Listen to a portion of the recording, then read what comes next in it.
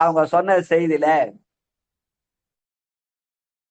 அவர் இளமையிலே அந்த தவறு செய்த காரணத்தினாலே பெருமானை அந்த அம்மா என்ன பண்ணாங்க, வெறுமனே சொல்லாம என்னை தீண்டாதே என்று சொல்லாமல் எம்மை தீண்டினாடே என்று சொன்னான்னு சொன்னார்.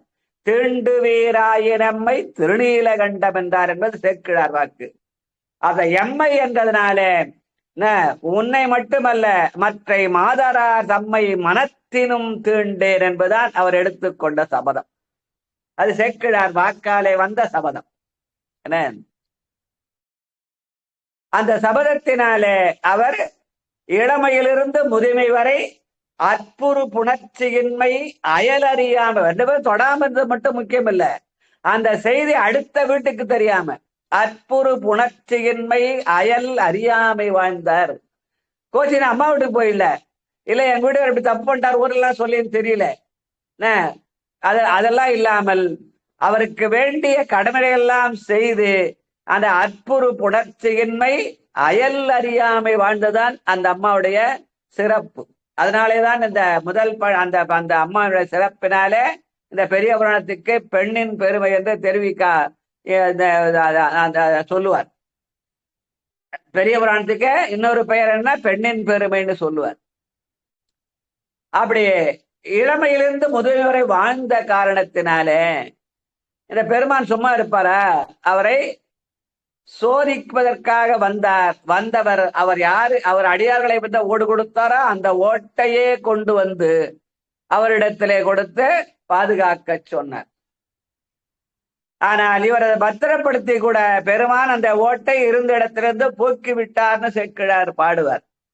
போக்கி விட்டு வந்து கேட்ட கிடைக்கும், தேடியும் கிடைக்கலன்னு உடனே அவர் சொன்ன செய்தி என்னன்னு கேட்டார், நீ உண்மையாவே எடுக்கலன்றது உண்மையானால் உன்னுடைய மகனை கொண்டு மூழ்குன்னு ஒரு செய்தியை சொல்லியிருப்பார் சேக்கிழார்.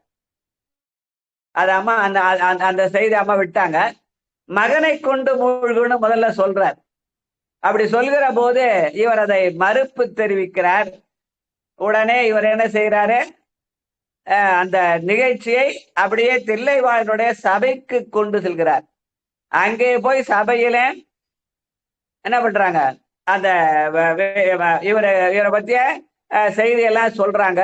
அவங்ககிட்ட சொல்றாங்க, நீ இவர் சொல்றது உண்மையானா இவர் ஆமான்னு ஒத்துக்கிறார். ஏன்னா அவர் பொய் சொல்லாதவன்னு அம்மா சொன்னாங்க. அதனால அது இல்ல இல்ல நான் அப்படிலாம் பண்ணலன்னு சொல்லல, அவர் அந்த உண்மையை ஒத்துக்கொள்கிறார்.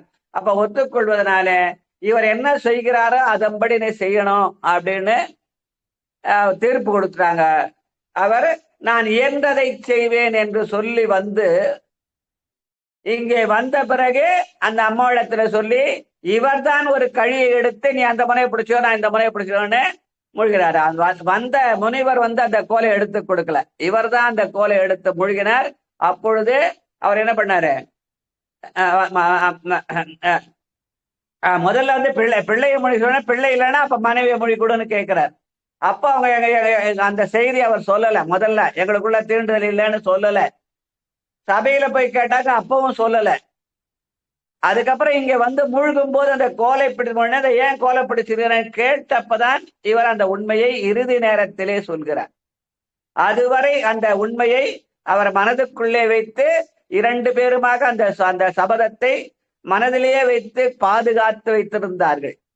அவர் ஏன் கோலை பிடிச்சேன்னு கேட்டப்பதான் உலகறிய அந்த செய்தியை தாங்கள் ரெண்டு பேரும் இந்த ஒரு சபதத்தினாலே தூண்டுவதில்லை என்ற செய்தியை சொல்லி மூழ்கினார்.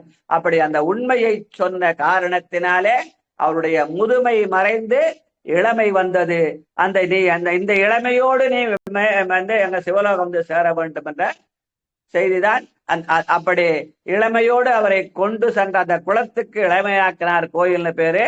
அவர் இளமையோடு சென்ற நாள் அந்த தை மாசம் விசாக நன்னாள்னு சொல்லுவாங்க என்று சொல்லி வாழ்க வாழ்க. அத சொன்ன உடனே ஒரு மணி நேரத்துல இப்பதான் சொன்னேன். நான் நாளைக்குன்னு சொல்லியிருந்தேன். ஆனா இன்னைக்கு திடீர்னு கார்த்திகை ஞாபகப்படுத்தணும், சரி இன்னைக்கே பாழ்ச்சிடலாம்னு சொல்லிட்டு ஒரு மணி நேரத்துல சொன்ன உடனே அவங்க முயற்சி பண்ணி அதை பேசியிருக்காங்க. அதனால அவர்களுக்கு வாழ்க வாழ்க என்று சொல்லி நன்றி சொல்லி பாராட்டி நம்ம குழுவின் சார்பில் நன்றி பாராட்டி இதே நாள்ல இன்னும் டைம் இருக்கு இல்லையா, இன்னொரு 6 நிமிஷம் இருக்கு. இதே நாள்ல நம்முடைய